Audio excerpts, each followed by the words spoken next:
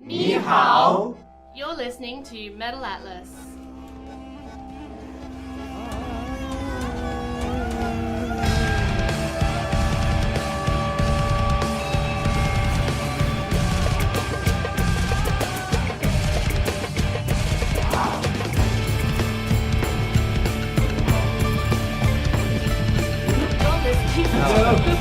Let's try again. You do like ni hao. Ni hao. Meow. Hao. Meow. Hello,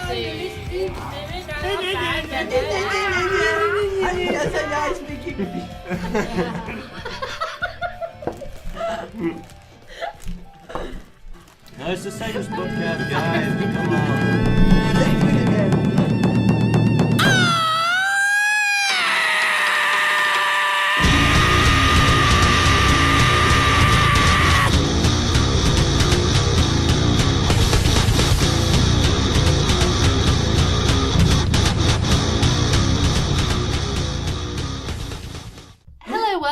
Welcome to the Metal Atlas podcast. Here we like to explore some of the metal bands and scenes from different countries and present them to you, the listener. Different eps, different countries, different bands. We will play a small portion of a few of our favourite songs, and if you like them, you'll be able to find links to their music in the description below. My name is Kazaya Buladu, and with me we have... Bobo! Maxim. Benoit. Miriam. Anthony. Okay, so how is everyone? Good. Great. Oh, It's Friday. Friday! Weekend. Oh, no. Metal podcast, not a trash Yeah. podcast. I'm pretty sure you can find like 1,000 metal cover on that on Yeah, YouTube. Oh yeah, actually, Frog Leap Studios do one.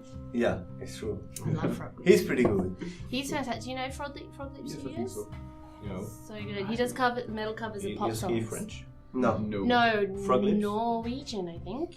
Oh, okay. Yeah. Frog Leap So Oh, he's got Frog good Leap, taste yeah. in And metal, his I wife, think. she's a bassist. as well. He Yeah. does really good metal And they got covers. a nice little of girl, Despacito. and sometimes the little girl is with her dad, like dancing in the video clips. Yeah. So it's pretty cool. Yeah, it's super cool. Alright, so this week we'll be focusing on the metal scene in China with our chosen 3 bands, Zuriaake, Voodoo Kungfu and 9 Treasures. So our introduction song this week was Voodoo Kungfu's Bruce Lee, which is from the album, I think it's pronounced Changgu Donggu, which translates to Chinese Red Drum. They recorded it with the Traditional Folk Orchestra in 2010, and you can find this song on their YouTube channel Voodoo Kungfu. So, how much do you guys know about the Chinese metal scene? Zero. A little bit It's more, zero. at least, than Cuba and India, because I know Voodoo Kungfu. That's That's true. all. That's true. I asked My because the Chinese first metal episode is India, I remembered zero. Anthony knew a little bit with the sitar player who Yeah, the did Animals covers of as Animals as Leaders Leaders, yeah. cover. So it's still a valid question. But maybe we should precise which China That's we're talking true. about. We're talking about continental China. So, continental China is a country in East Asia with a population of 1.4 billion people, just in case you didn't know, which I'm sure you did. China emerged as one of the earliest civilizations in the basin of the Yellow River, the second largest river in Asia, in the North China Plain. So for a millennia, China's political system was based on monarchies and dynasties, beginning with the Xia dynasty. I'm looking at you because I was I hoping you don't could know. pronounce No it. history of that. With the next No, how to pronounce it? with the next Xia, followed by several dynasties Well, until they got to the Han dynasty. Technically, the Jia dynasty is a mythical dynasty. Is it really? Yeah, it's not I think the first one is the Zhou, or there is one in between. But Is it's it XIA? Zhou with a Z. Oh, Z. okay, with an actual Z. An H. Maybe an H. Oh, I don't know. Jew? No, Zhou dynasty. No. So, Yeah. there were several dynasties following. I don't know how to pronounce that, dynasty or dynasty. There were several dynasties following Xia dynasty until they got to the Han dynasty, which saw some of the most advanced technology for the time in paper making and compasses. These two being half of the 4 great inventions, which are inventions from China, from ancient China, that are celebrated in Chinese culture.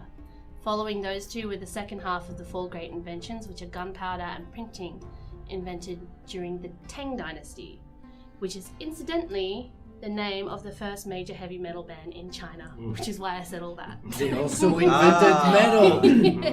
Well, like, is it a history podcast? No, I was just giving a little background, but the first major metal band in China was a band called Tang Dynasty. Yeah, so they were established in 1988 when a guy called Kaiser Kuo, who was a Chinese-American heavy metal fan and guitarist, moved to Beijing and met a guy called Ding Wu, who Kaiser began to give heavy metal history lessons to and soon realized can sing like a banshee and has a fantastic onstage charisma. Anyway, I mentioned them because even though we aren't focusing on Tang Dynasty during this episode, they are one of the pioneers of metal in China, and they're described as sowing the metal seed in 80% of the metal fans. So they're really massive. It was the first time really Chinese people had heard metal music was Tang Dynasty, so they're really important. That's pretty cool. To the history of metal in China. In general, China was closed off culturally from the world after World War II from about 1950 to 1985. This was when metal was really building up in the world. Like Cuba, China couldn't access it. Metal wasn't really known in China until the formation of Tang Dynasty, and up until sometime in the last decade, no major metal band had played in China. But now it's home to a massive festival called 330 Music Festival. As a fun note... 330 Music Festival. Why not 31? Not really sure why they chose 330. That's a lot of festival. So, 330. But you've got 1.4 billion people. Yeah, there's a lot of people, so they need a lot of festivals. No, the festival is called Yeah. Oh, right. I got it. Sorry. As a fun note, you know the band Wham? Because you're stupid. No. You know Wham? No, wake me up before you go. Okay. Yeah, sure. Anyway, they were the first Western band to play in China. Oh, really? They played in Beijing in 1985, just after they opened up to the rest of the world. Oh. So, anyway, it's still Rest very... in peace, George Michael. George Michael, yeah. Rest in peace, George. Rest in peace. It's still very difficult for metal bands to play. There's a great deal of censorship. Before foreign artists can perform, the Culture Ministry runs background checks and pre-approves set lists, with bands having to either remove songs from their set list or be banned entirely from playing in China. And Elton John actually had the police visit him while he was staying in China because he slipped political content into his gig. Oh. So he was visited by the police. Don't do that. Yeah, exactly. It's China. Elton John too. You wouldn't think, I don't know, you would think he's kind of... Yeah, it's more like Ju- a just gun on put the puppet, wing, maybe. dude. Just put glasses in your shows. Stop putting colors. Well, Seriously. do so, but be careful. Although censorship has made it difficult for internet communities to connect with the rest of the world, China still has an ever-growing population of metal fans and some awesome metal bands slipping through. So anyway, now that our small intro is finished, let's get into it. We'll be Yay. beginning this podcast with Boo Boo Boo. Boo It's and me. the 9 treasures. Is it you? Yeah, It it is is me. Really? It is me, boo.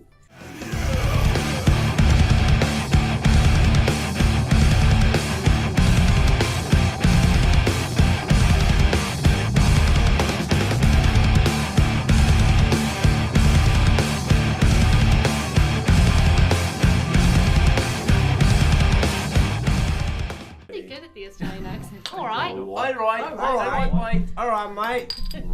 Alright, mate. It's Boo Boo, eh? What you talking about? I don't know. It's Boo Boo here. It's Boo Boo. So. In Hello, the Boo Boo. Hello, everybody. How are you? So this week, Good. my band is the 9 Treasure. I chose this band because it's pretty piratey, but they're not a pirate band metal, of course. They are a Chinese nomadic folk metal band from Inner Mongolia, now based in Beijing. They were formed in 2010, but were only really known in China until they actually played at Wacken Festival in 2000. in 2000. Festival. Wacken, sorry. yeah. Wacken Festival. Sorry. So they were formed in 2010, but were only really known in China until they actually played at Wacken Open Air Festival in 2013. They actually got 3 albums so far, and they're pretty good. They're alright. I hope so. I I hope you don't make us listen to shit. I listen to that. That's crap. Not on this podcast. We don't play shit. No, we don't play shit. We just play the good stuff. It's pretty good. So their name means the 9 materials evoked in ancient Mongolian poems: gold, silver, bronze, iron, agates. Agate? You say agate? I got you. Yeah, in English, yeah. I got you, babe. Amber, jade, pearl, and coral. That's a And long in- name. Huh? That's a long name. Yeah. But like That's the 9 treasures. That's the 9 treasures. Mm.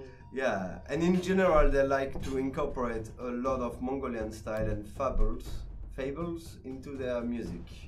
They also like to keep their music kind of positive. They refer to a Mongolian demon called Mangas, who's kind of like Satan. That's really positive, indeed. Yeah. But you'll see what I mean Okay. where I come from. So this monster fights a hero for 81 days, but never backs off. It keeps going. Like, Wow. man, 81 days. That's Like Mongolian Without Satan. pooping, eating, like that's a lot. So they decided that it means he's probably brave and has feeling too. Probably. So they actually have a song about him from his perspective. He They- has feelings like the rest of us. Yeah. He's a keeps Satan, fighting. but it's hard being Satan. Yeah. He believes in his dream. I can really see Satan like with his tea at night, like, oh, my life is Everyone hard. gets me so wrong. I have to guard the gates of hell, and it's a big job. It's important. It's important. Fuck my life, or fuck my death. In this case, maybe. I don't know. So so they even keep Satan positive. They go on to say in an interview with Vice, can beautiful things go into metal? That's a question. Another question. Can they? Yeah, can they? Of course they can. Why though? I know. Yeah, but like we're happy. Mm. Look at Lady Beard. Like, He's super Yeah. happy. Lady Beard. Yeah, Lady Yeah, Beard. he's a Japanese. He's actually Australian, and he dresses up in Japanese schoolgirls' outfits and plays with a band called Lady Beard. But it's a metal band, and he has these 2 Japanese girls alongside. But he does like the vocals and the. That doesn't sound creepy at all. No, It not at all. doesn't. He's hilarious. He's so No, good. it's so funny. You can He's be like- creepy in your heart. He's also an ex-wrestler, so he's buff. Yeah, he's really He's bad. really buff, and he has pigtails. Pigtail, big Bikini beard, on. and stuff. I'm really representing bad. I'm visualizing The Rock in a schoolgirl outfit, Yes, so... Basically, Yeah, yeah, basically, He's pretty much the it's rock. quite hilarious. But he's a metal musician from Japan. Yeah, so That is metal. Australia. But he's Australian. But he moved to Tokyo and made it big in Japan. Oh, that's confusing. It's true. He's only really popular in James Japan. podcast. Yeah. In France. So What has metal done? I love it. And so they say too, like metal is so heavy and aggressive. So can it be built with love or other views or emotion? So that's their philosophy. They're Yeah. pretty good guys actually. Yeah. So I'm sorry, I'm gonna present the band, but the band member, but without saying their name because. Oh, sure. Yeah, I'm sorry guys. I don't want to. I was like, what? Why is he sorry to present the band? I mean, he's here. No, yeah, the That's the band point member of the name. podcast. I'm sorry, I'm doing the podcast. I'm So- sorry. Okay. Yeah, so anyway, I'm sorry guys, but like there's 5 band members that plays. One play bass and vocals, another guitar and vocals. One of them plays a Russian string instrument called balalaika. Balalaika. Yeah, balalaika, thank you. Another one plays an ancient Mongolian instrument called morinkur or horsehead fiddle. And the drummer is a former member of Tenga Cavalry, another Mongolian metal band who are pretty awesome too. I know this one. Yeah, Check them out. They're pretty good. Like Tenga Cavalry. Really folk, epic folk. Yeah. And so they're really similar, like sounding a bit. Yeah, and both of those two bands are the most popular in China with Egofol. Yeah. Yeah, Egofol. Egofol. Or another Chinese. Like an Mongolian ego name. and fall like falling. Like fall. Yeah. Yeah. If I may, is the horse head fiddle made with a horse head? I don't think so. Well, yes, it's a That decapitated would be- horse head. Yeah, That's nice. And then they wrap the mane around and That's just play. metal. You know, it's like the cabaret. It's a kind of a French Bagpipes. It's like a French. It's like a bagpipe, but it's made with. Love. Yeah, It's made with love. With love. It's made goat skin, so Yeah. it's called a goatee. A goatee, like a goatee, like the beer. Yeah, like a cabaret, you know, a cabri. That in French, a little goat. Yeah. That's dark. That's brutal. At least it's not like the Indian podcast where in the Shiva music video the guy like makes an instrument out of the organs. That was in the Shiva song by the Downtrodden's. That's creative. Yeah, that's To the India episode. That's ecological. But that's a one shot. You don't do You that. really only have Yeah, one At the chance end to of get the that show. right. Yeah. If you don't get it right the first time, Oh man, dead. you must be so pissed You know, off. it's You would really hard to practice. Really hard. Alright, so the lyrics of their songs speak about Mongolian nature, history, tales, legend, and mythology. The lyrics of the groups also draws on family stories in some titles, Mongolian lives, horse, the environment, and the texts are written in Mongolian, even if the titles of the songs are in English. So first up, I want to play the song Sonsii. This song is an anthem for the protection of the environment in Inner Mongolia, which is slowly becoming more and more damaged with the increase of industrial developments over the past decades. Like the entire world. Like the entire world. Exactly. Go vegan. The word Sonsii means I'm listening. Listen. What? Ah, c'est nul. Hang on, listen. Sorry. So, it sounds like, the word Sonsii means I'm listening, and it seems to be a message from the environment to the industry with lyrics like, come to me, I'll give you a piece of candy, then I'll slap you in the face with my muddy hand. Sounds like the environment is listening to industry's lies. Wait, is that the environment that say to the industry, I'm gonna slap you? Yes. Yes. Yes. Okay. Yes. Exactly. And this is one of the most popular songs, and it's not hard to see why. So here it is, Sonsii. Benoit. Yay! Yeah, from Nine Treasures.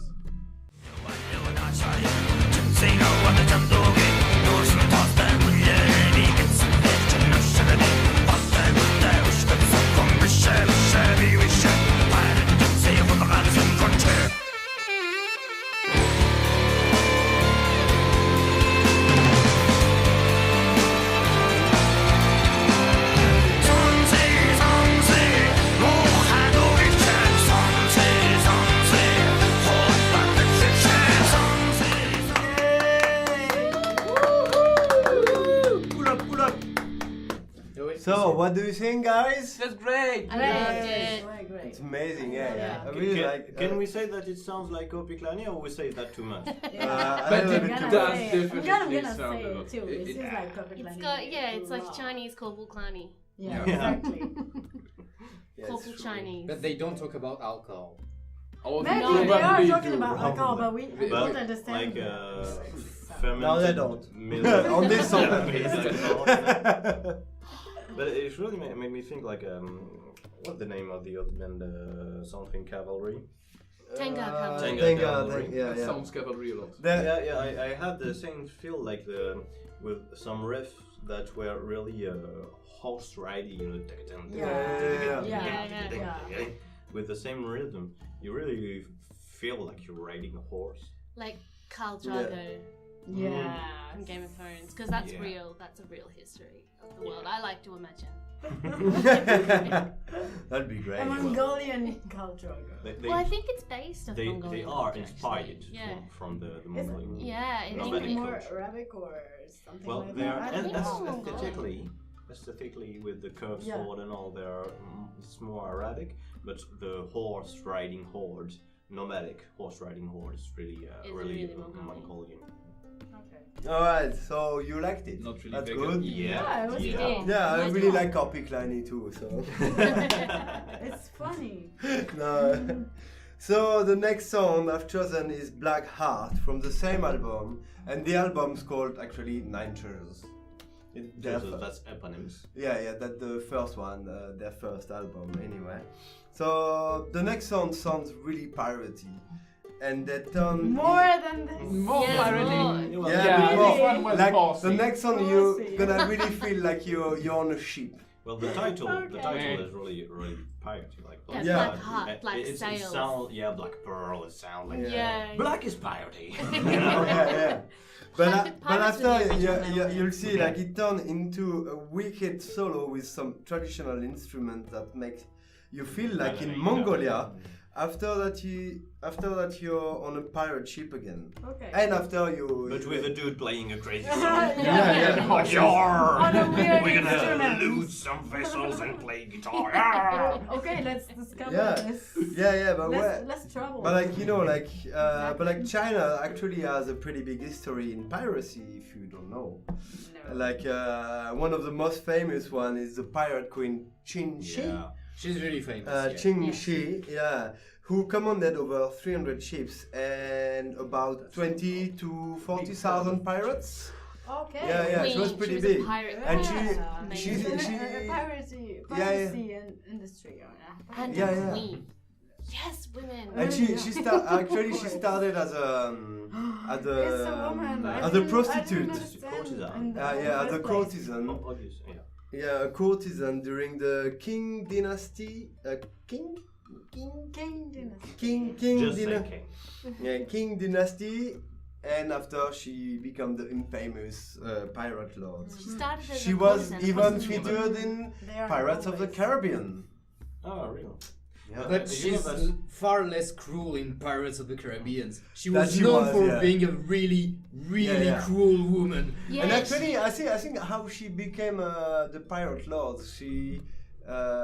She wed a pirate. Yeah, king. she married a pirate king, She ma- and then after he died, she took over the pirate dynasty. Yeah, and she became one of the But most she was famous one. actually one of the most So ferocious badass. and fearful, feared pirate lords in all of history. Yeah. She used to have a red flag, and then any time a pirate would see that red flag, they would run because they had a philosophy that it was either join us or die. So it was you couldn't fight them; they would absolutely win. She had 300 sheep and 20 to 40,000 She had- people. Like fuck. She had a bigger armada than the empire itself, so... yeah, Yeah. surrender or die. But it, So that. No silence. No, I mean it's also understandable that China has this kind of piracy problem because with this really because you also have a lot of islands where you can hide, where pirates can Just do set, whatever. set camps. Yeah. You know? It was also really a really rich country. On this part of the Change. world. I know yeah. so many pirate facts, and it's so hard for me to shut up right now. Yeah, because we are not talking about pirates. It's I not a love pirate. It's not a pirates. pirate Yeah. podcast, but It's not a pirate beware of the podcast. pirate podcast. I love pirates. It's coming soon. Yeah. Like anyway, because of that, I can't feel like it sounds like a pirate song. So Benoit, Blackheart. The pirate song. The pirates. The Which pirate is song. not Even more actually one. piratey than when it was piratey. It was more. The pirate. Blackheart.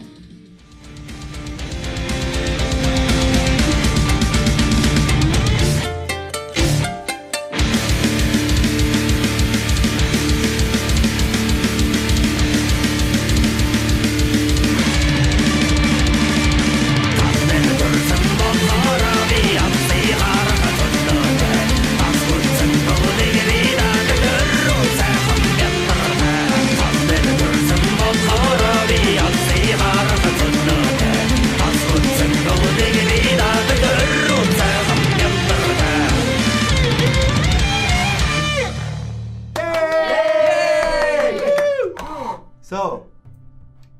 really folky.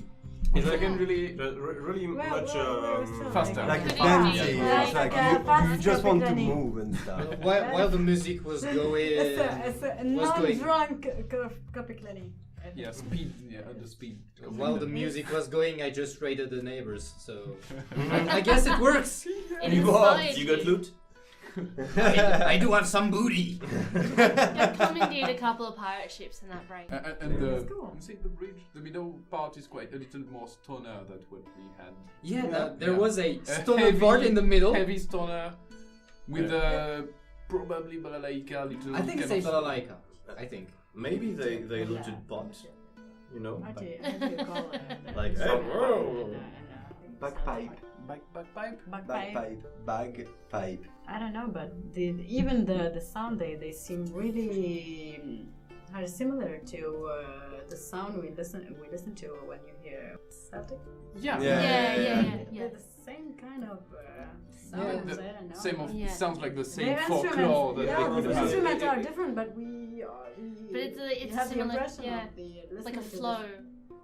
It, it sounds like there's a link in folkloric music, you know, in old Or in folk folkloric- metal in general, like. Yeah, but you know, like Scandinavian folk, Celtic folk, Latin folk. And it would be really interesting to know if it comes from Chinese folk that turns into that, Or if Mongolian folk. or Mongolian folk that turns into that. That sounds like European folk. Yeah, but or if the, they are the, been the, the inspired thing by with, Europe. with folk is that you, I mean, it's really hard to imagine what Mongolian music could have sounded like because you don't have recordings, you don't have Yeah, writings. it's true. So I recall a band, a Scandinavian pagan band called Tearfing.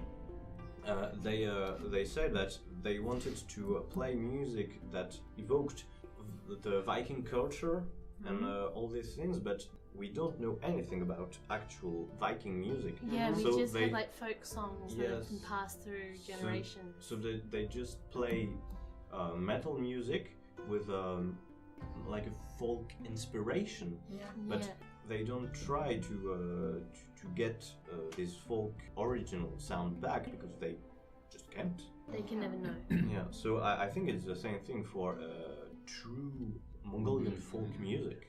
But maybe they could have tried. Maybe they tried to sound like folk Mongolian. I'm not a historian, so I have no idea. But I feel like a lot of music genres would have established during kind of the silk trade system. The Silk Road is really old, antique. Yeah, I would imagine that China was one of the earliest kind of civilizations to exist, and they were also known as an early civilization that invented. Maybe they didn't invent, but they were popular with string instruments. Well, the thing with China is it's a civilization that developed early like writings. So you had civilizations in other parts, like in Mongolia you had the Xiongnu and other tribes, but we don't have traces of them, except for the Chinese that were fighting them. It's like for the Gaulish tribes or the German tribes that fought with the Roman Empire. We just have the traces that left the Romans. So talking about earlier civilization for the Chinese is not technically correct. It's more like a written civilization. Yes, Like you're right, you yeah. had all the civilization around it, but not Yeah. written culture. That's true. Alright. But metal is not that old as a genre in music. So No. all the different bands from all different countries that they just import some influences of the music or traditional music or traditional sounds to the real To a modern, unmodern. yeah. Yeah, there's still an Occidental music. Yeah, of course. So, you liked it? Yeah. And now, Yes. We my did. third and last song. It's called Test River Hymn. Hymn. Again from the same album. I'm sorry guys, I didn't use the two other albums anyway. It's unacceptable! This one sounds, like the beginning of it sounds a little bit like Link's Heinz drives. Links 1, 2, 3, ja. Heinz drives Heinz. a little bit. 1, just 2, a 3 little. in English. Yeah, 1, 2, 3 in English. Un, dos, tres in español. Un, deux, trois en français. So this song is actually about singing praise to the 5 Tess, the 5 offshoots of the Tess River in Mongolia. This river also leads to Oh, This yeah, I river- know that place. Yeah, it's a nice place. This river also leads into Russia and feeds into Hughes Lake and the Hughes Lake Basin, a UNESCO heritage site, which is absolutely stunning. Have a look one day if you can go, or just on internet, Google it. It's not pretty good. eco-friendly. Yeah. So far. Or maybe if you take the Trans-Siberian. Well, just use Or maybe internet. if you're Russian. Oh, Yeah. That's true. Yeah. It's really difficult Just to go get there to on China. foot. Or maybe if you live there, check it Yeah. out. Yeah. Anyway, Check your own I place. heard it's nice. it's true. So anyway, in this song they sing about its life, giving nature and give it credit for nourishing it, the histories of people and animals that have drank from it, with lyrics like the drink of livestock's family you became, all lustrous 5 Tees river. Oh my god, I didn't Here it understand is. it. No. Benoit. But it was really inspiring. Yeah. Yeah. Yeah, yeah. It seems inspiring.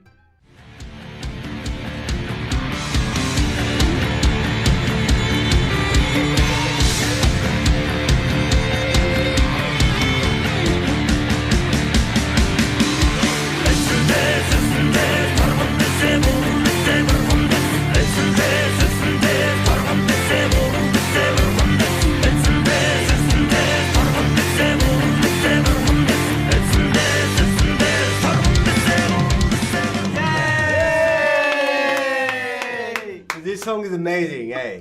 Yeah, that's And the really- Rammstein beat at Yeah. the beginning Yeah. is like, It's the grooviest one we heard. It's a lot. And I really like the introduction. Yes, the bass yes. introduction. The introduction It was really good. that's pretty good, eh? I like it.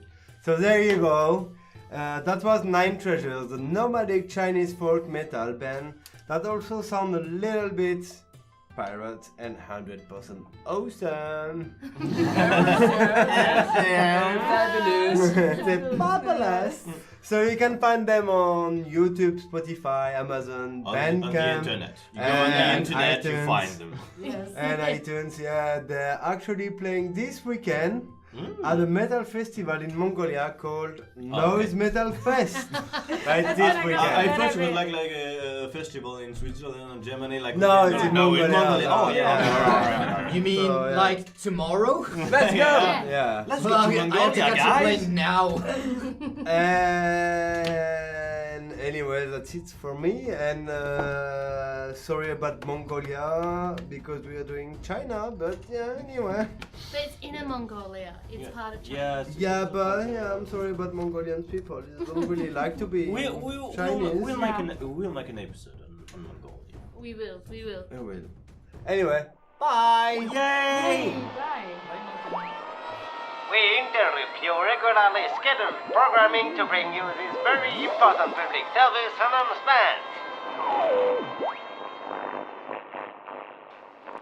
Hi guys, it's Kazaya here, and I wanted to play something really cool for you.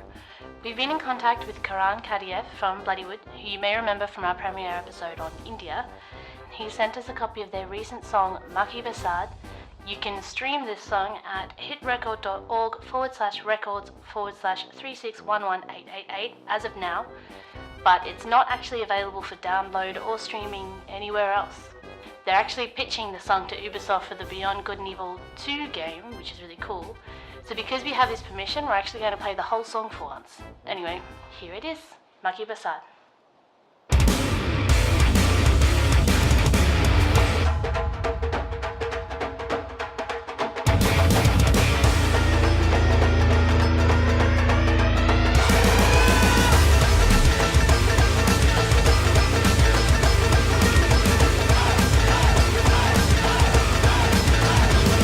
Beyond bad and good, it's a fight between can and should. Soul bonds to the sound, make a revolution. This is an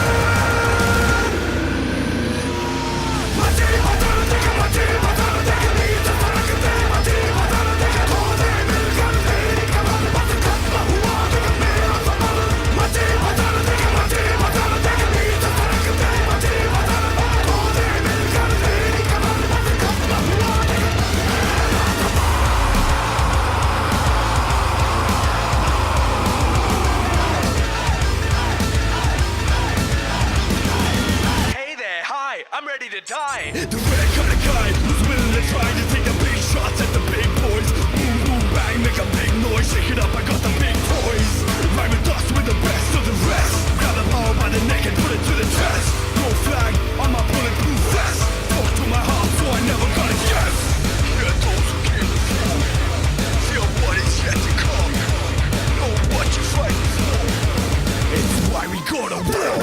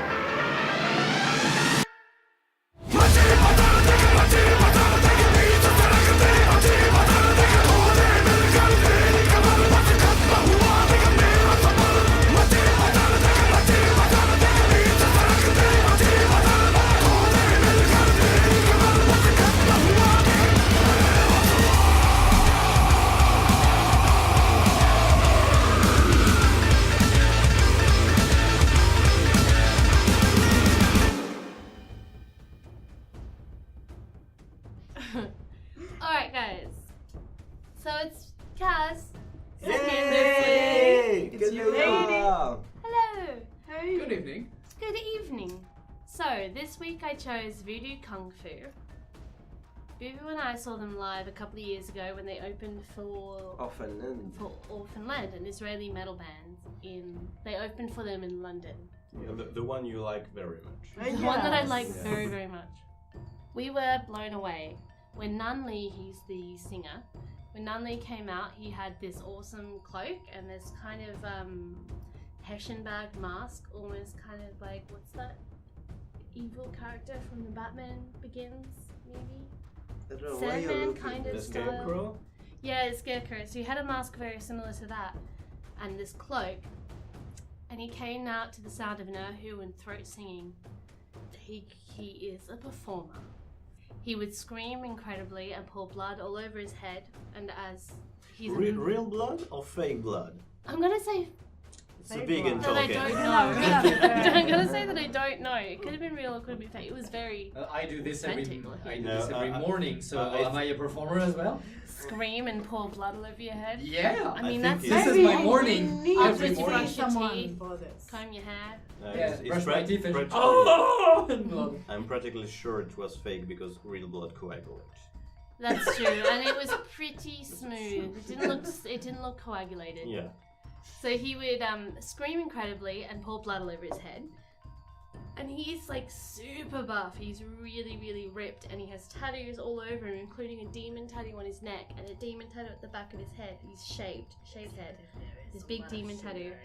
And he performs with like incredible intensity. So I actually brought some friends with me who aren't into metal when I went to see him live, and they loved it. He's very, very dramatic and very kind of demonic and And he keeps spitting everywhere. spitting and screaming and bashing himself in the face and punching himself in the head. Like he's he's really intense. So how many neurons he lost like in 20 years of Probably a lot. shows? Probably a lot. So I brought one of my friends with me who's a massive drum and bass fan, like festival fans, and he actually said that it's so much better to watch a band as opposed to a DJ at the end, because he was like, that was so entertaining, he was insane. I was like, he's just used to watching someone behind a desk being like, yeah, and pushing buttons. Like, I saw you, I'm sure this buttons doesn't have sense. I mean, you're just turning shit. I mean. Afterwards he was like, wow, metal is so cool, so I've been telling you for years. So, Voodoo Kungfu was created largely by the lead singer, Nun Li, who is known as the ultimate screaming master in the Chinese metal scene. They began in 1998 as a band called Masturbation, and then changed their name to Voodoo Kungfu in 2003. Nun Li is... That's a dramatic change. We want to sell stuff without being censored. Let's change our Masturbation name. to Voodoo Kungfu. It was just masturbation. They started like, fuck as it. just masturbation. Just masturbation. Well, it was a Chinese name, but I didn't bother to read out the Masturbation, actual but in Chinese name. Chinese. Yeah, masturbation in Chinese. So just think of Chinese masturbation. So Nun Li. Next band name. I'm gonna make a band named Chinese Masturbation. So Nun Li is an incredibly interesting character. He actually was present during the Tiananmen Square massacre in 1989, which was when troops in Beijing fired on protesters and demonstrators, killing roughly 250 people, and actually injuring a lot more. The exact numbers are contested because the Chinese government likes to say one thing, and then people taking records like to say another thing. Was it the event with a really famous photograph? With the guy standing in front of the tanks. In front of the tanks, like with his groceries. Yeah. So that's a photograph from the Tiananmen Square massacre. Yeah. I always wondered if this guy really wanted to be there or not. I think I read about him once actually. I think he was just walking by.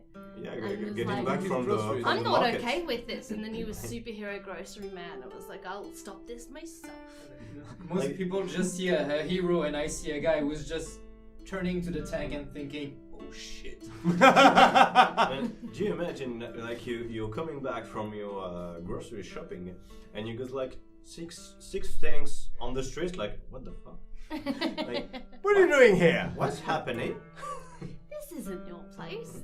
I think it's not normal. It's not usual. So I can't confirm that fact, but they were talking about that during the concert, which I remember. But I couldn't confirm it online, unfortunately. Anyway, so the members originally were from Beijing, Mongolia, and Yunnan, which gave the band a uniquely oriental style. But Nun Li wanted more, so in 2003 he travelled through Mongolia and Tibet to learn about their traditions, cultures and religions. There he learned from a witch shaman and llamas.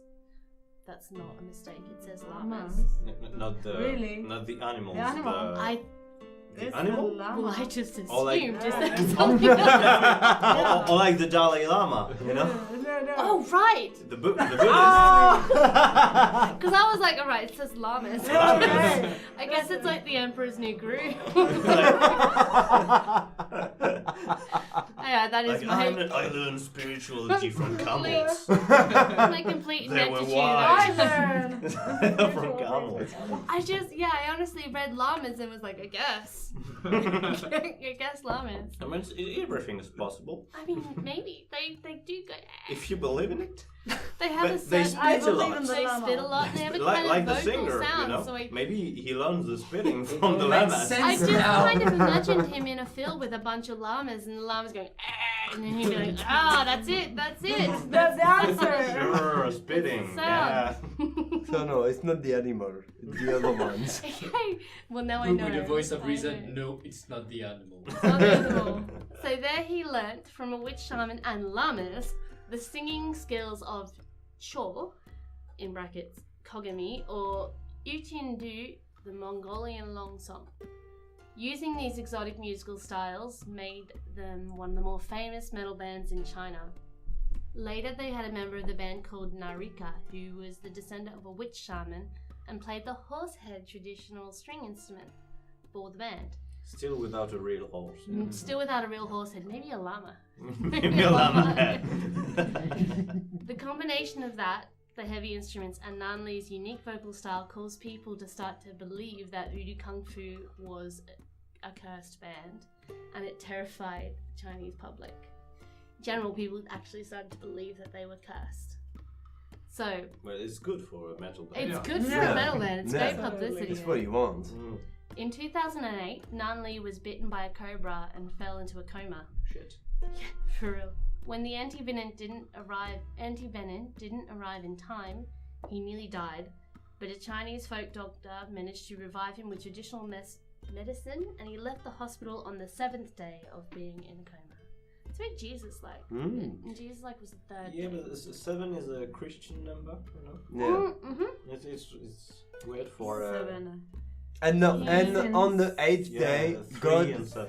Hey, you know what? And on the 8th day, God looked at the earth and he was like, it's too clean. So he created the cats. Sorry. Sorry about that. Yeah, and on Sorry for the cat population. Sorry, guys, I'm not a racist of the cat species. And on the 9th day, he created the memes. So very, That's why I we think... have a 9-day week. Exactly. Exactly. Wait. Yeah, sure. Isn't it?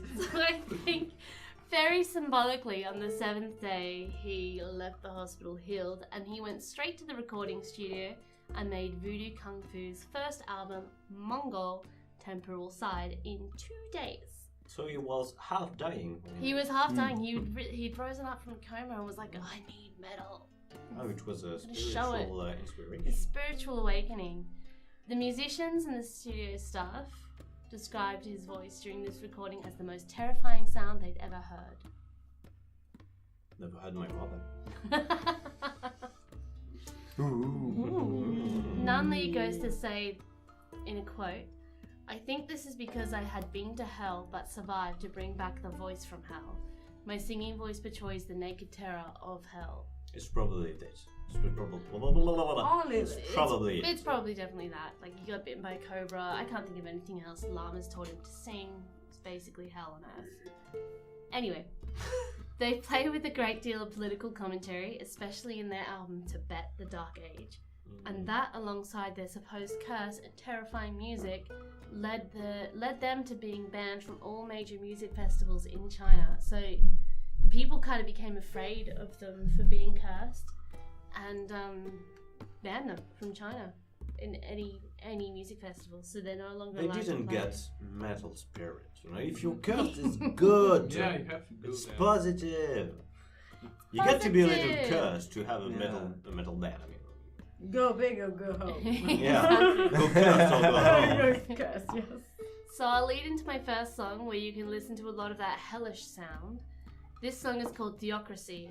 In a complaint about Voodoo Kungfu's music on the Beijing Municipal Bureau of Culture website, the singer was accused of ingesting blood on stage, using Sound violence and pornography, singing vulgar and reactionary songs, and promoting open-air burial.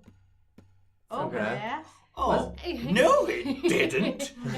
What's the link between open air burial and I'm pornography? not really sure, but he was accused of Don't- this, and don't it's one look. of the, Yeah. one of the No, justifications. Don't Google that. I'm just checking out on my phone and I don't find any answer. That Burial pornography. So here it is, Theocracy by Voodoo Kungfu. Theocracy.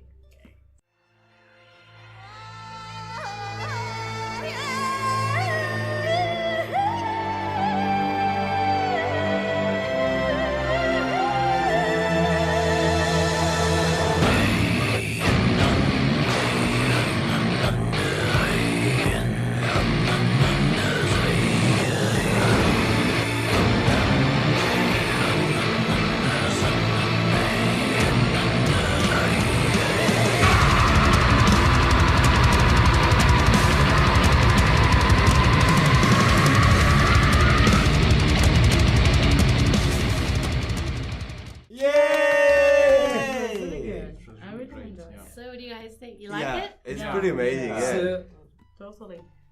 complete props to the guy is an amazing singer. Yeah. I've heard a lot of metal singer. There's not much singers that can do everything he's done in a single song. Not only the range of his voice goes quite low, quite high. He uses guttural voice, head voice, screaming, But different also kinds of screaming. Guttural as a like guttural singing, like a throat singing. Yeah, No, because when we say guttural for metal, we sometimes we talk about the Death growl. growling, guttural growling. But he also used throat singing. Yeah, Which is a they completely different technique. the tie bit. I've really heard some moments where I think he used some kind of a similar technique to the Tibetan or Tibetan throat singing, like this kind of Harmonic. it's kind of you just blow as low as you can with your vocal cords, and at the same time it's some kind of whistling Well, as he well. travelled through Mongolia and Tibet to learn those singing techniques from shamans and witch doctors. So, Literally, in his words, shamans and witch doctors. Yeah, it really makes sense, and you can. I think I've heard it. I've heard something really similar, at least in this music. So Yeah. I believe it's true. It's very technical. It's very He's a incredibly really, difficult. at least technically, he's a really good singer, and I really like his voice in general. He screams really well. Yeah. He sings really well. He's such a He's presence. really good vocalist. Yeah, I mean, and on stage, he was performing all those vocal styles completely live without breaks. He's incredible. Okay, so now I want to talk a little bit about two things to do with Voodoo Kung Fu: their political commentary and a girl called Tina Guo. You can see here, I don't know if I pronounced her name right, Tina Guo, Chinese name. Tina Guo. Probably. You can see and hear the political commentary in my next song, which is called Man of Determination. I should just state, in my opinion, this song features Tina Guo, but in my opinion, it's a political song. It's not actually advertised as such. The song's tune is to a Chinese folk song called Jiangjunling, or in English translation, The General's Mandate, and it's known as the military's drill song. So people would, in the morning, practice their military drills to this song called The General's Mandate. But the lyrics are from a song by someone called Wong Jim, and it's the theme song for the movie Once Upon a Time in China, which has Jackie Chan in it. The original song was sung by Jackie Chan, as a matter of fact, because he is also a singer as well as an incredible martial artist. And other things. Some of the lyrics translate to, I'm a man, I must strive to strengthen myself, walking in firm steps and standing upright, let us all aspire to be a pillar of society and to be a hero. Now, it may not be a political song at all, but in my opinion, it sounds like it could be just a song about heroism, but it also kind of sounds military, given that it was a military drill song, and that kind of sounds a little bit communist, in my opinion. Okay. Like, I want to hold up pillars of society. Kind of. It's complicated to Maybe. talk about It's communism. complicated, and so that's why especially in this that- kind of context, because Yeah. You can talk about communism while talking about totalitarianism, but you also can talk about communism talking about theory, communist theory and Marxism. But It's It's complicated blended, to talk right, about yeah. these the kind of thing, things. the thing is, metal is not the most popular kind of music, so it's not the most useful way to communicate political Necessarily. ideas. in But that China. perhaps is I'm talking why about it China. could be a political commentary. Hardcore punk, which is not technically metal, but hardcore punk is really political. But in No, the- but I'm talking about if you want to communicate political ideas in order to control the country, control the people. Not You mean metal. propaganda? Yes, exactly. See, that's what this song Yeah, is. not I'm talking about propaganda. militantism. So I think you. No, I'm talking about propaganda. Yeah. I think you hit the nail on the head with what I was trying to say. Is that it sounds political to me as it's like a play on propaganda, because in the music video you see all these men looking exactly the same, practicing these different martial arts forms on mountains and stuff, but it's very uniform. It's just lines and lines and lines of people, and then the commentary just being like, man must strengthen himself, but it's a military drill song. It sounds to me like propaganda. That's why Play I'm on saying propaganda. metal is not the best way to do propaganda in China, as it's not But that popular. unless it's a play on propaganda critique. rather than It's a critique of critique. propaganda. It's more like a and that's what I critic. feel like it is. It's I like a think. critique or a play Yeah. on Yeah, sure. propaganda Yeah, I rather think. than being propaganda itself. Anyway, I just wonder if it's sneaky commentary, but no one's said anything exactly. So, I also mentioned a girl called Tina Guo, who is featured in this song. She played live with a few bands. She's a Chinese. She played live with Voodoo Kungfu quite a few times. She's a Chinese-American celloist and erhuist from Shanghai, and you can distinctly hear the vast amount of depth to her talents that she gives to these songs. Wait a second. What is a erhuist? Erhuist, it's kind of like the Chinese violin. It's Oh yeah. Altruist? erhuist. erhuist. It's called an erhu. ERHU. Yeah, it's ERHU. She's a composer. Why known do you for- hate me? I know. She's a Sorry. composer known for her distinctive sound, videos that showcase her talent against the theatrical backdrops and elaborate costumes, mastery in a wide range of genres, and improvisatory. This is a word. Yeah, like improvising. No, it is. I just can't. I just don't know how to pronounce She's it. good at improvising. Improvisatory. Improvising words. Yeah. Improvising. Improvisatory Improvisation. style in major motion picture, television, and game scores. So she works a lot with films and video games, TV. She toured throughout the world in an all-girl band called Metaphor, and she's played with the Foo Fighters at the Grammy Awards. I think it was like 2013, I think. All in all, she's incredibly talented, and she is one of the main featured musicians on this political song, I want to say, called Man of Determination, based on the General's Drill Sergeant song. So here it is. Man of Determination by Voodoo Kungfu. The Finger Man. That's weird. Yes, I Like- I am a finger. I'm Benoit, the finger I man. do Dutch rusty things.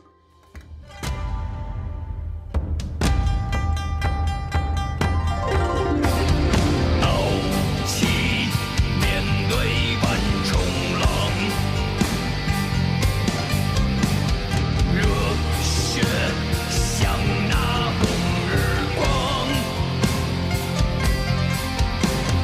胆似铁打骨如金刚，胸襟百千丈，烈火万里长，我发愤图强。 On dit ban le paquet. Man of the Voilà ce que je vais faire. Yay! Bim bim bam boum. So, Perfect. what do you guys think? It was I- way more folkloric. It Yeah, was it was way more interesting than the band we listened to. And not just like before. Kopiklani. It was not. It's It's interesting because it's a lot harder to actually define what kind of metal music it is. It's a lot more. But you know, I didn't really heard the metal part. it's Yeah, I there's really, I feel like- saturated guitars. But yeah, but I really, the thing I heard is like kind of like folk metal.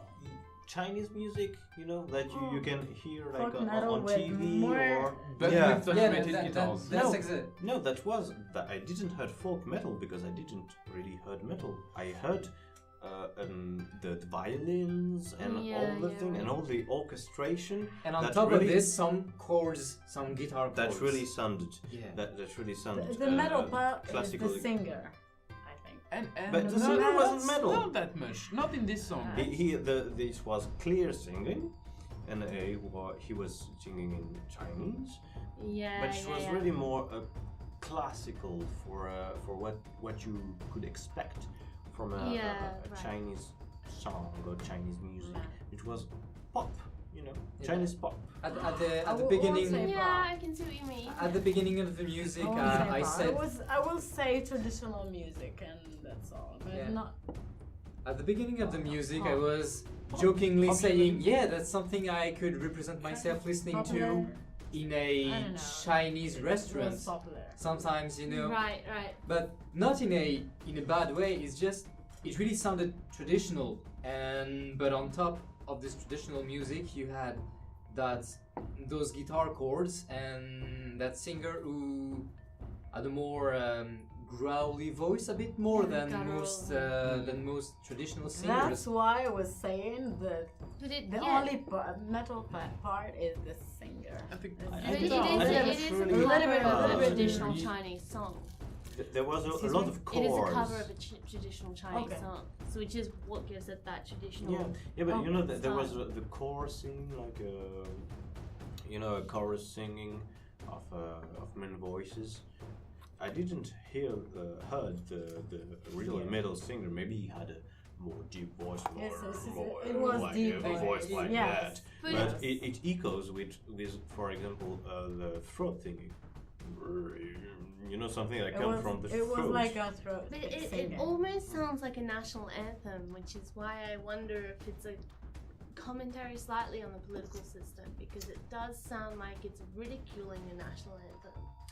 Well, maybe in this kind of context, in the Chinese society nowadays context, maybe it's really complicated to build an obvious True. critic That's of true. the society. So maybe they wanted to propose a critic of a certain aspect of the society, but they had to do it on the down low.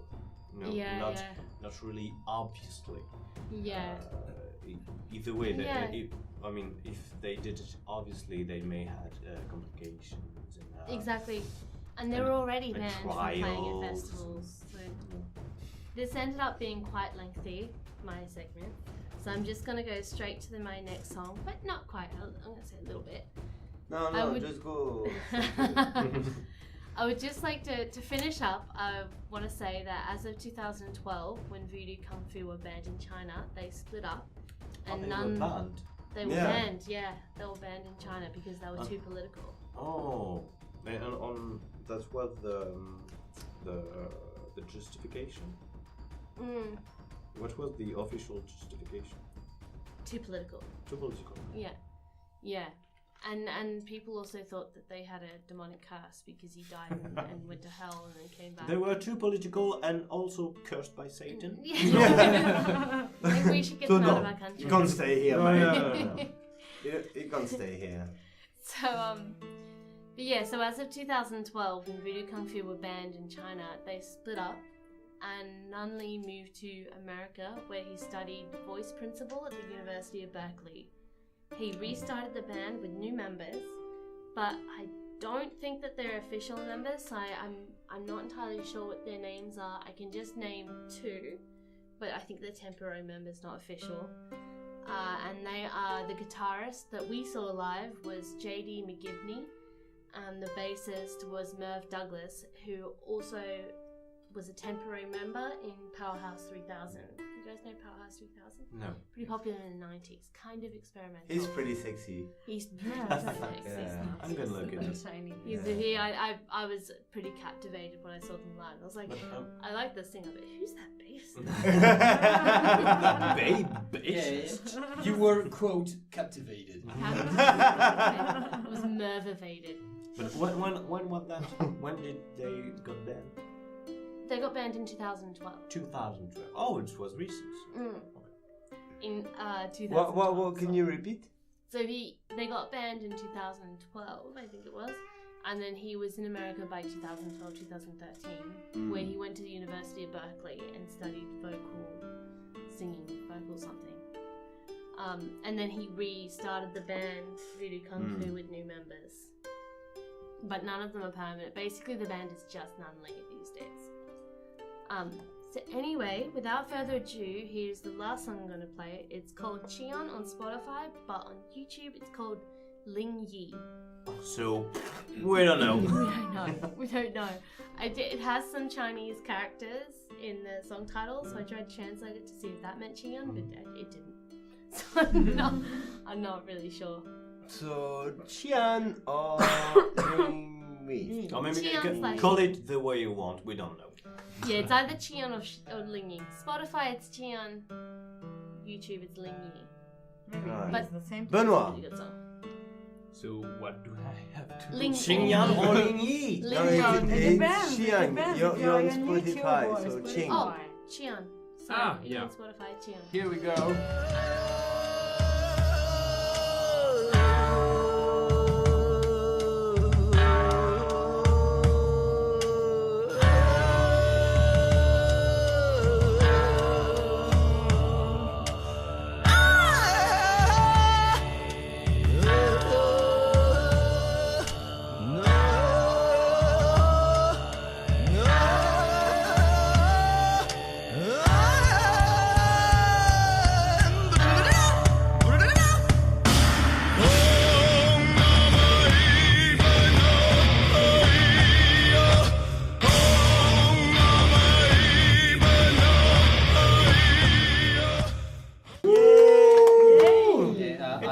I stand my ground. I think the singer is really, really good. Yeah. He has a lot Yeah. of voices. He really controls his vocal cords really well.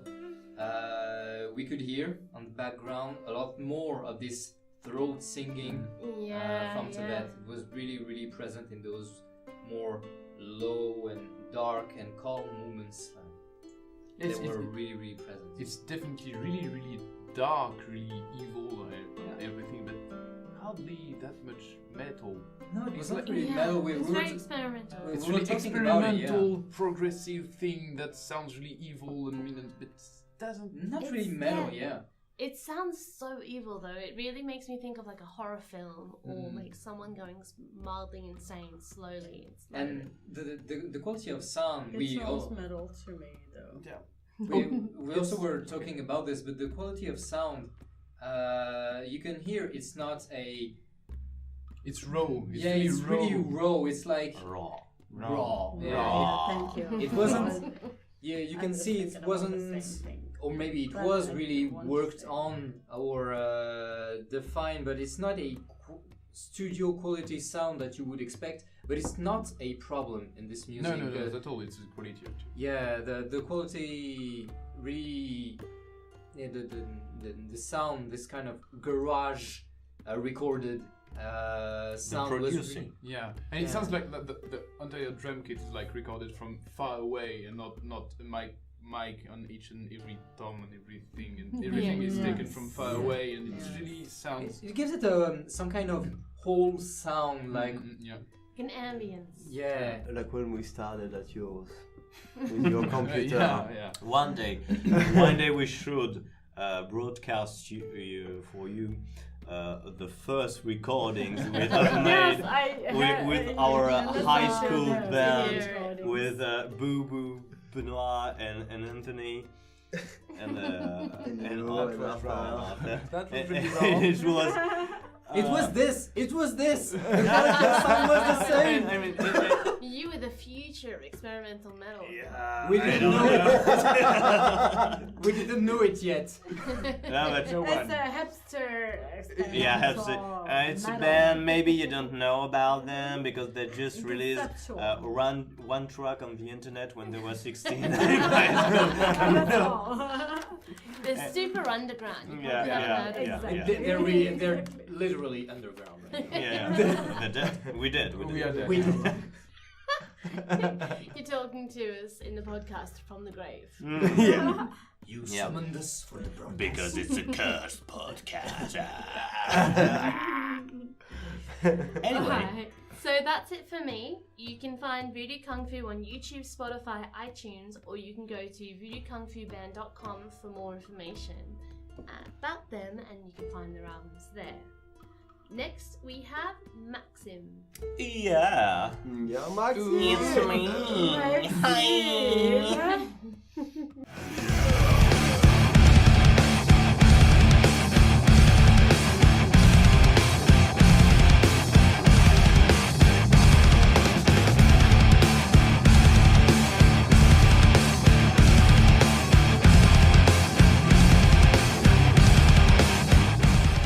So, Maxi.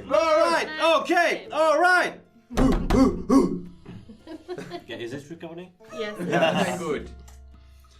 Okay, so last time for the episode about India, I talked about a band that I presented as a black metal band, as they present themselves as so. But it was a little ambiguous, you recall. It didn't really sound like what you could expect of a black metal band. It was kind of in between punk, several right? tracks. Yeah, you know, the punk and the grind. Yeah. So this time, to be forgiven, I got you a real atmospheric black metal band that sound like the breath of an open tomb. Yes! So I'm gonna talk about Zuriaake. So, Zuriaake, or in Mandarin Chinese, Zhanghi Hu. You motherfucker! You can try to do that slowly.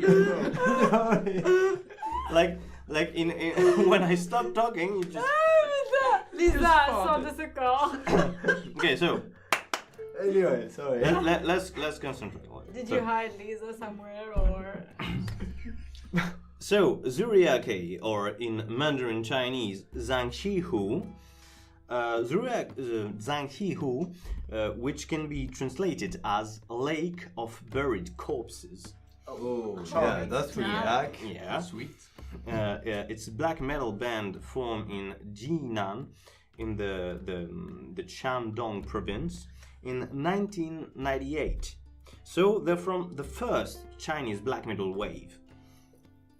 Even though they only released the first album, After Image of Autumn, almost 10 years later, in 2007. They're not really what we could call productive, as we had to wait until 2015 to have them release the second full-length album, Guyan. For nearly 15 years since they established, right? Well, yeah, 17. In 17 years, they released 2 albums. I mean, even though they released 2 EPs in between in 2012 Yeah, and but 2015. people got lives, they've got jobs and Yeah, stuff. or maybe unlive, like for like Undead The Live. Lake of the Yeah. Corpses. So they are currently signed on the label Pest Production. It's a Chinese atmospheric black metal and dark folk label that signed bands from all over the world. And I, by the way, recommend you guys to take a look at what they do if you like atmospheric black. It's really good, and I discovered a lot of awesome bands on their Bandcamp page. So, as I said, it's an atmospheric black metal band. So it's a bit complicated to pick like only one song, as this kind of music has to be listened in a certain mood. It's not composed of riffs or melodies that you will identify. It's more of an atmospheric continuum. This kind of music is like a fog. You have to really get in there to feel it, but once you're inside, you don't recognize any form. It's ethereal, mystical, and disconstructed. But to begin, for the first song, I choose to listen to the instrumental introduction of their first album. It's a kind of dungeon synth track called Whispering Wood, or Linyu, to really get a hand on the atmosphere they tend to develop. So before, a little warning: if you're not used to dungeon synth, it may sound a bit weird and maybe a bit even a bit ridiculous for some of you. But we'll listen to it, and I talk a bit more about it after it. All right. So Let's the go. first song. Whispering Wounds, yes.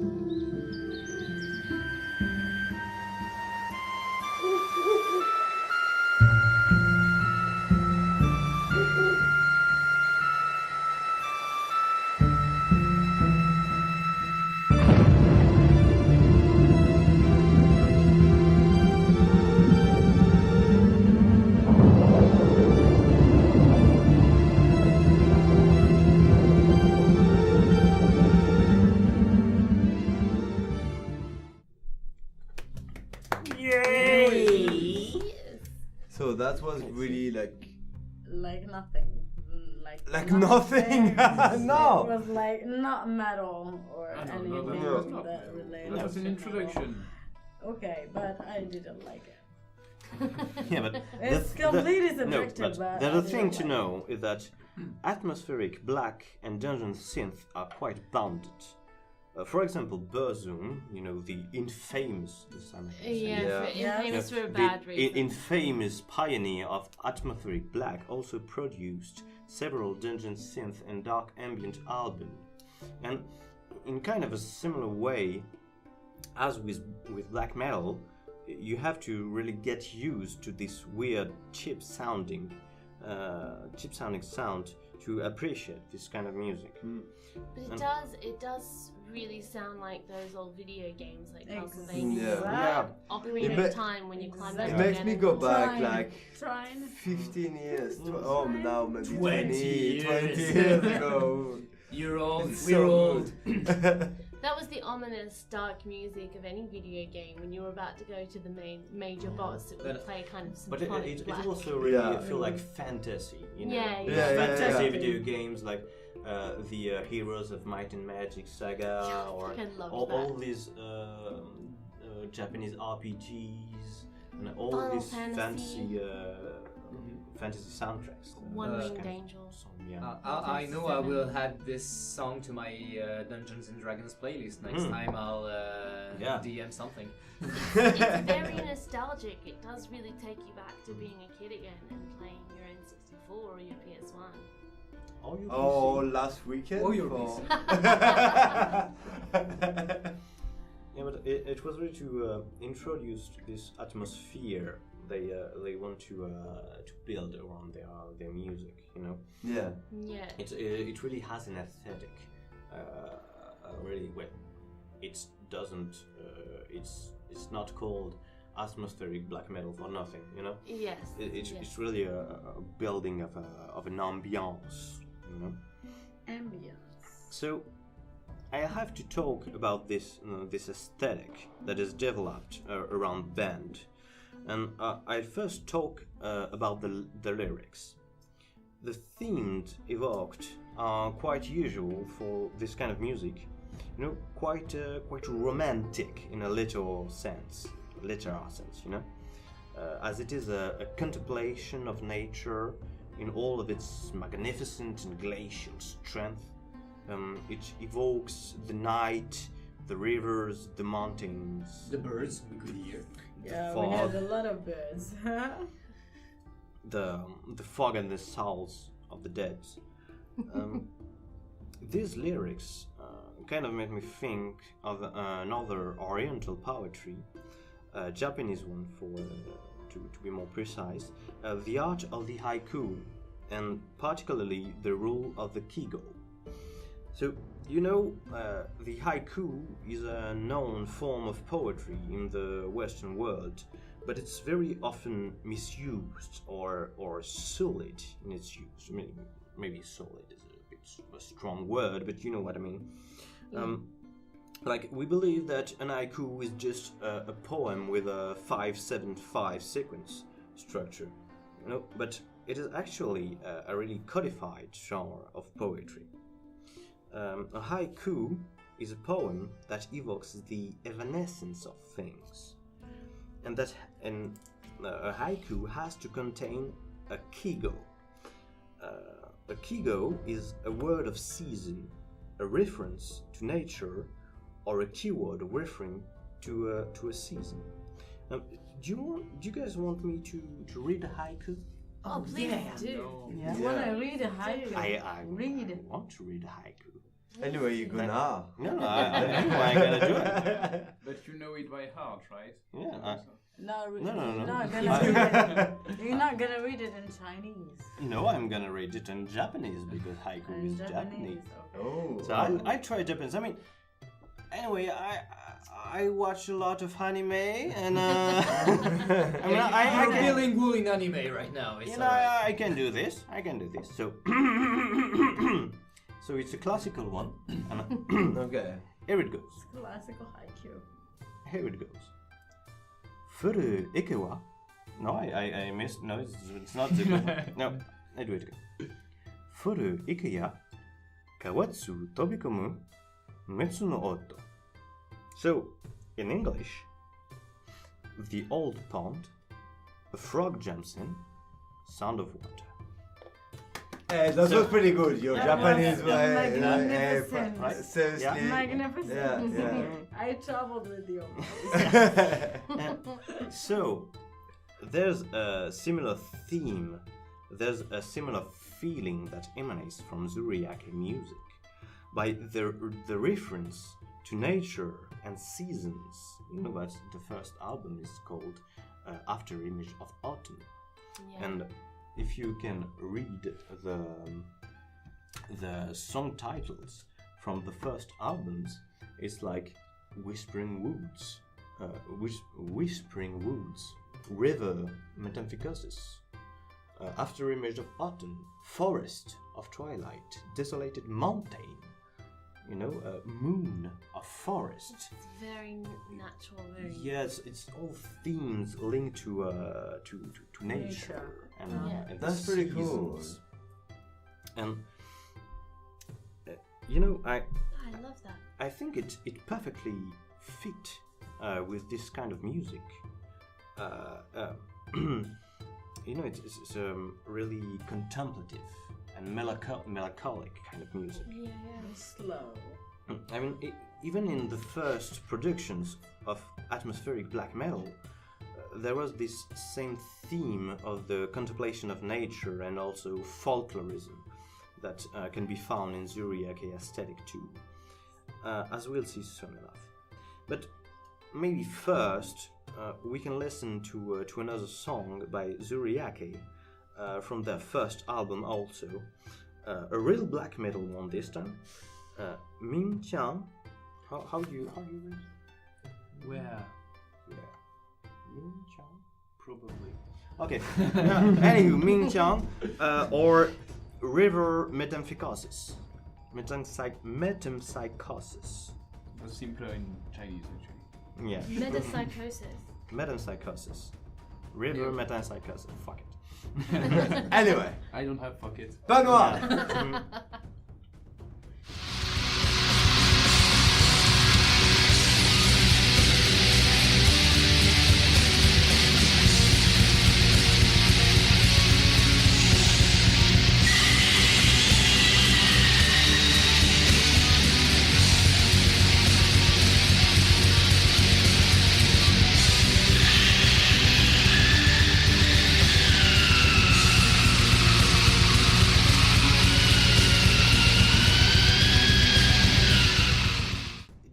Hey! Yay! And that's pretty good. That's pretty black. I like That's- it. Yeah. I really like. What is kind of singing like? Screaming? Sounds I like think it's not Velociraptors. screaming even I- technically. Yeah. Even the Yeah. technical word is screaming. Mm. So there are, in my knowledge, two ways of producing really, really high pitch sounds Yeah. like this. It's like blocking your throat, like when you whistle with your lips, but you have to do it with your vocal cords, and this can produce a really, really high pitch sound. Or the Demonstration? second. No, this I can't do.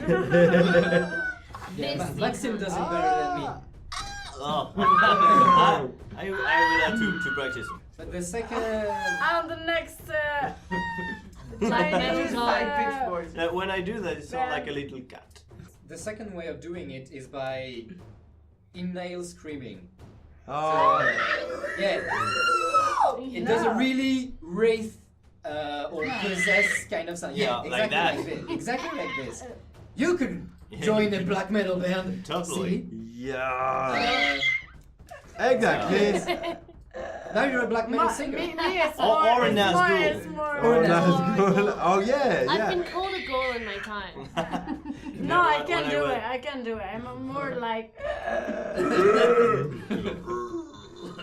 Thank you. Yeah. Cigarettes. When I was a kid, when I was like 16 years old, I could do this ghoul Yeah. cry. Yeah.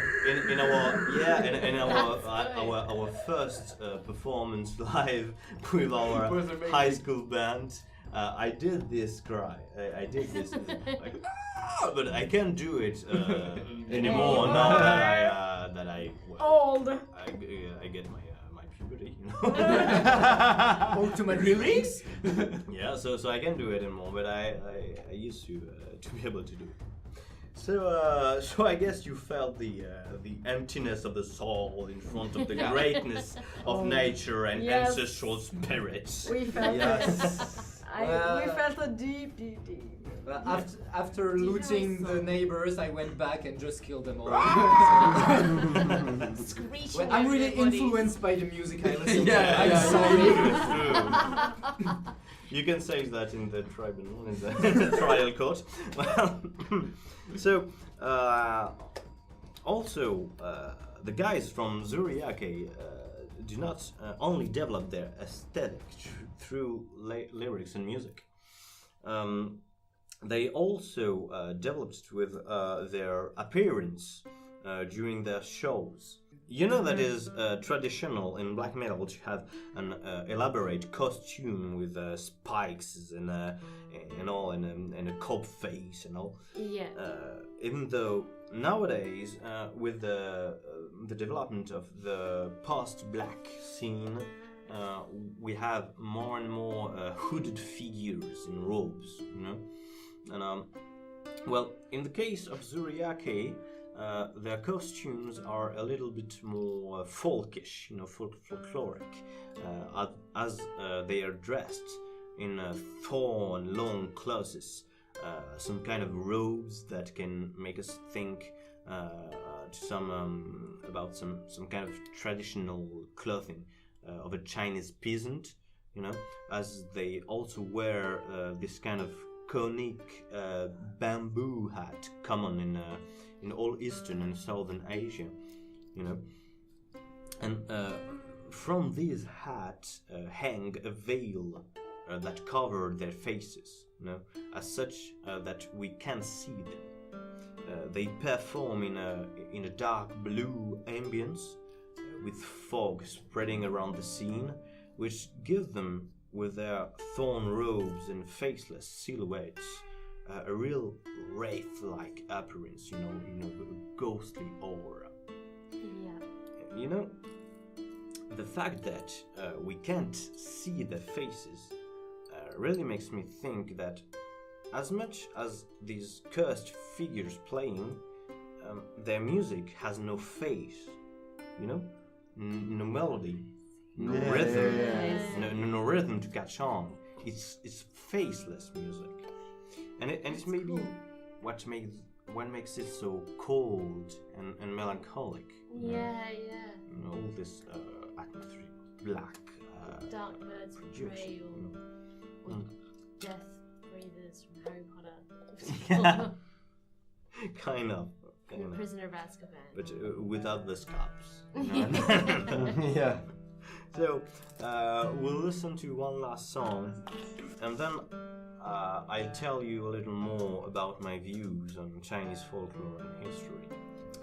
This one is called Guyan, whatever, and is from their last album, their last eponymous album actually, Guyan. Good. It's on YouTube. Ah, it's on YouTube.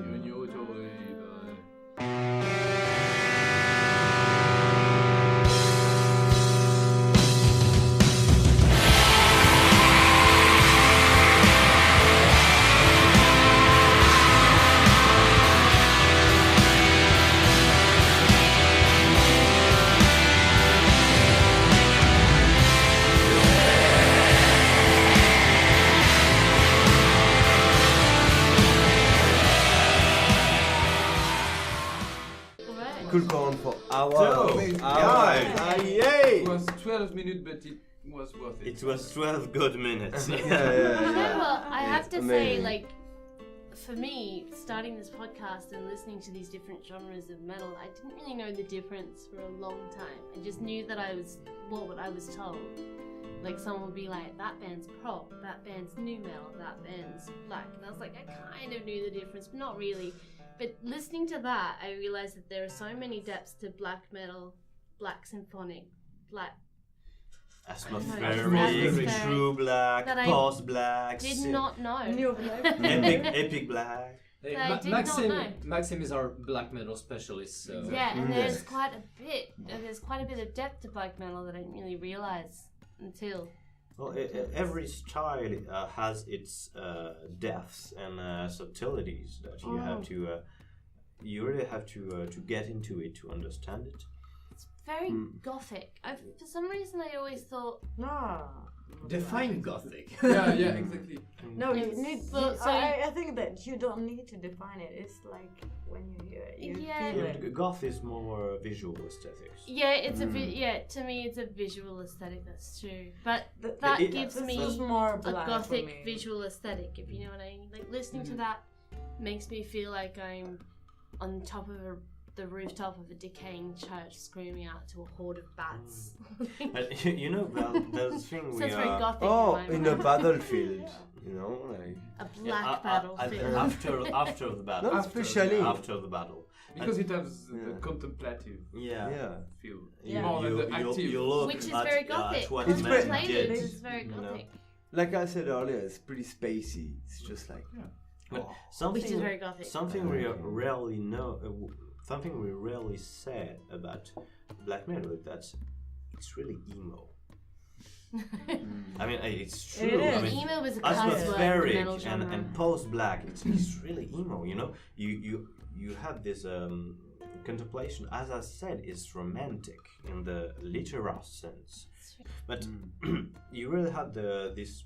It's a raw, scorched, melancholic emotion. You're depressive. It's atmospheric black is also there. It's also linked to a genre style that is known as depressive black. For black metal, you really have this. It's also linked with a kind of hatred, hatred of human race, of what human did, and linked with the contemplation of nature that leads to this kind of melancholic depression, the pictures I represented myself when I was listening to all of this music was like a guy in front of a devastated forest, in front of a river, still running, looking at you and saying to you, "Look at what you've done!" Ah! It's all very dark and Yeah. grey and blue, though, right? While he's crying like, I "Look at was what fine you've done!" more- I told you I would tell you a little more about my views on Chinese folklore and history and so. Yeah. And I read online some critics about this same last album we just listened to, that said that they should have incorporated more classical Chinese instruments if they wanted their music to be really identitary, about Chinese identity, culture, and folklore.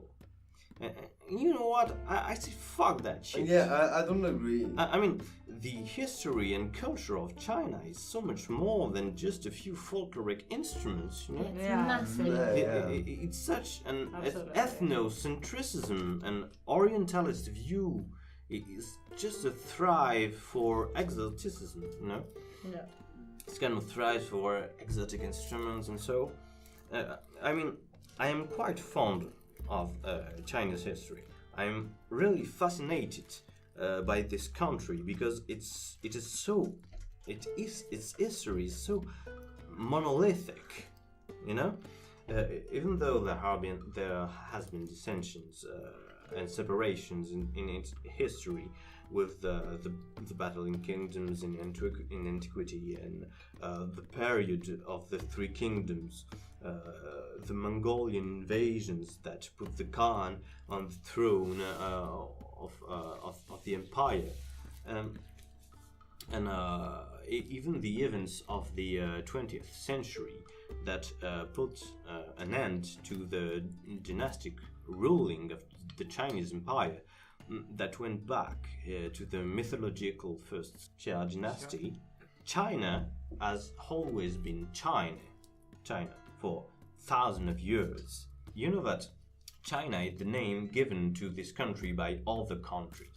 I think that it's named after the emperor that reunited the battling kingdoms after the fall of the Zhou dynasty. You know, the emperor Qin from the eponymous kingdom.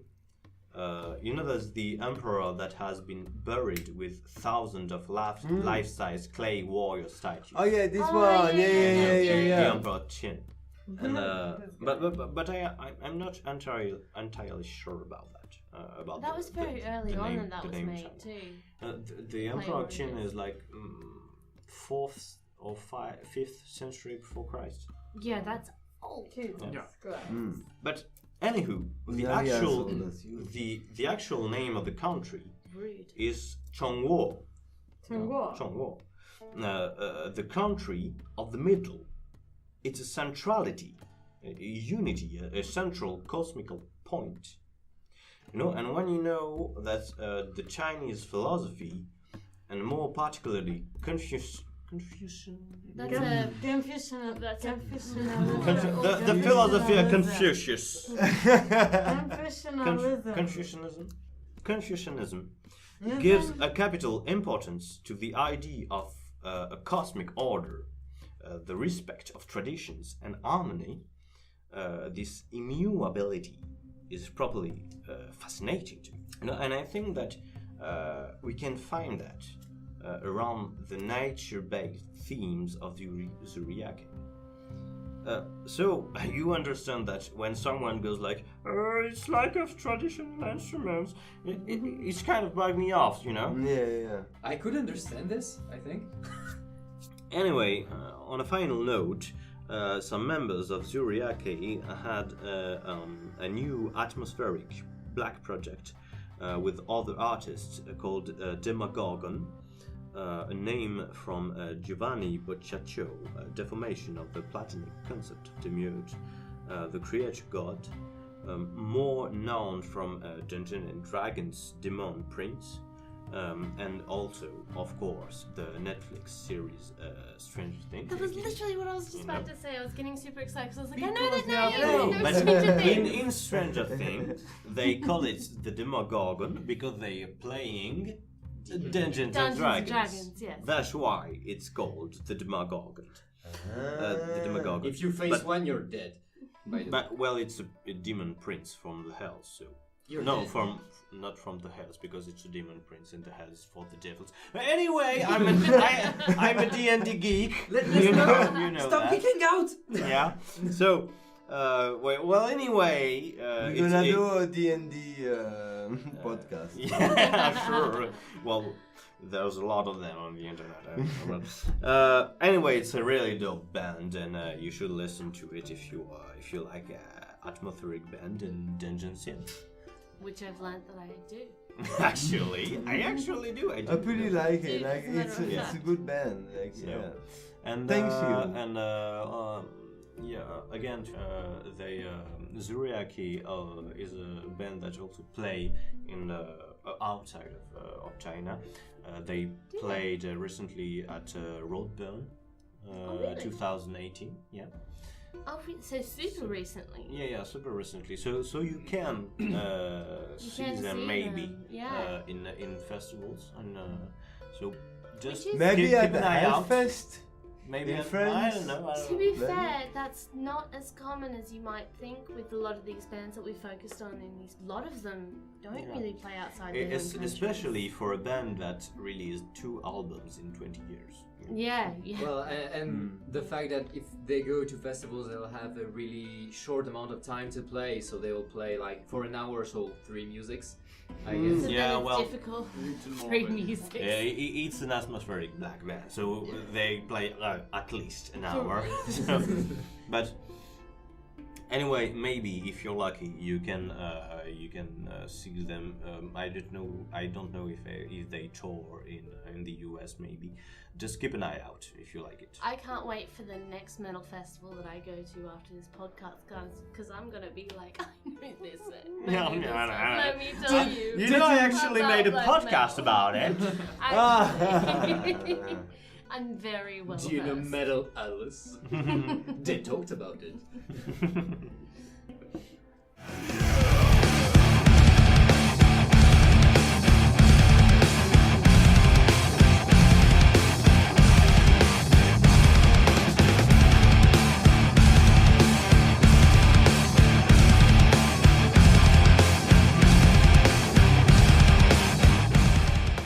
So, Let's just to finish. conclude, very briefly, how do you guys feel about Chinese metal after tonight?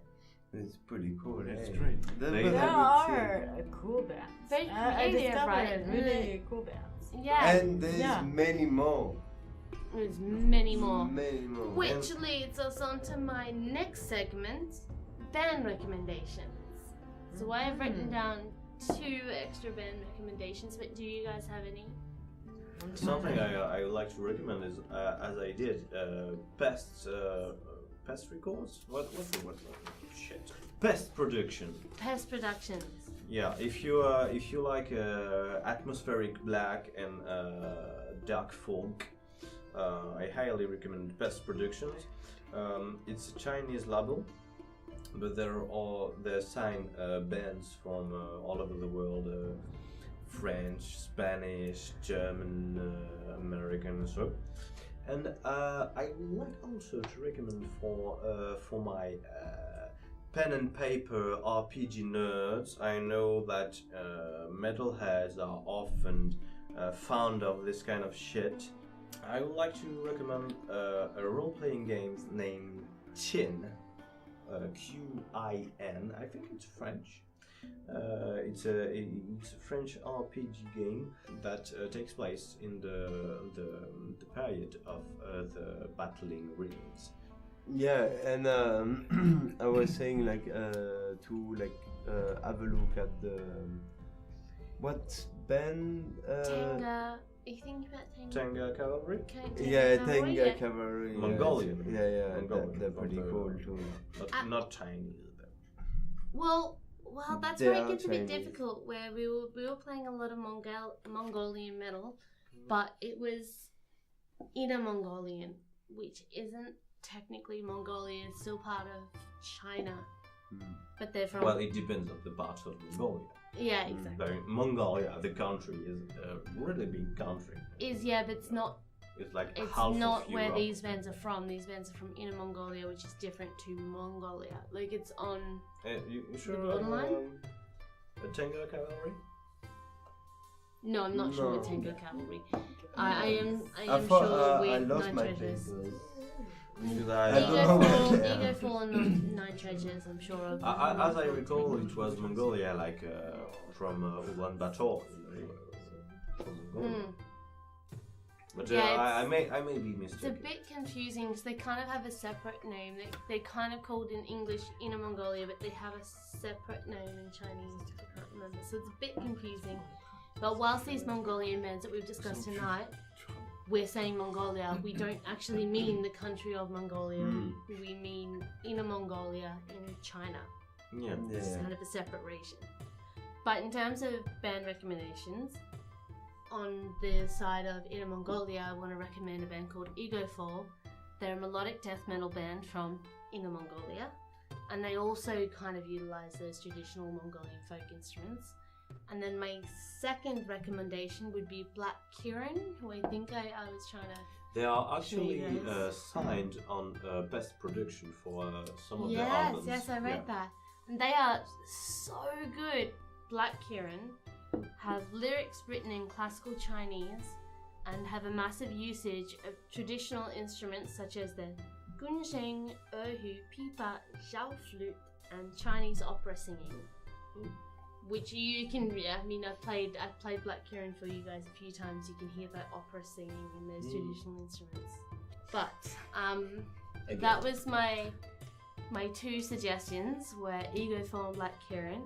And to finish up, I want to conclude with, if you would like to email us or talk to us or message us or correct us, because we probably need corrections. Because Oh we're yeah, not we need perfect. corrections. We're not historians. Please, and Daddy, We're not perfect. correct us. We may be awesome, but we're not But we're not perfect. historians, we're metal fans, and we make this podcast because we like metal and we like to discuss And corrections. and we like to discuss and we like to discover.